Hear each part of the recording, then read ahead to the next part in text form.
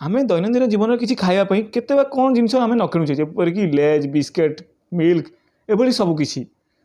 से बोली बिस्कुट आम इंडिया रे दुईटी फेमस बिस्कुट अच्छी जोटा कि मैरी आउ पार्लेजी गोटे कप भितर को जाएनी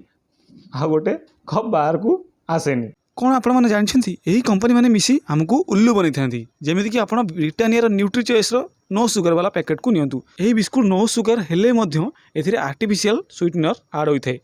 यह चालाकी सहित लिखि थाए जहाँकि छोट छोट अक्षर लिखा होता है जमीक कस्टमर यह जापर ना कंपनी छोट छोट अक्षर लिखि थाए this is not for children तो सही भाई ओरियो 5 पीस बिस्केट रे 38 ग्राम सुगर माने चीनी आड होता है से भाई गुड्डे 100 ग्राम बिस्केट रे 22 ग्राम चीनी आड होता है से भाई आपंकर जो पार्लेजी जोटा कि मनपसंद बिस्केट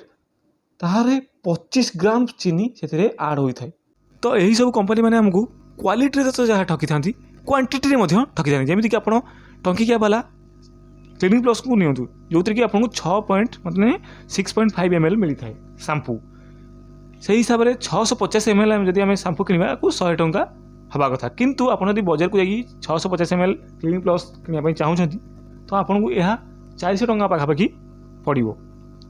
भावतु आपको केते टंकार चूना कंपनी लगाऊँ तो से आप पसंद चिप्स लेज तो आपने खाई तो लेज चिप्स जब 85 टंकिया पैकेट आप नौ आपको जी मिल चिप्स जी आप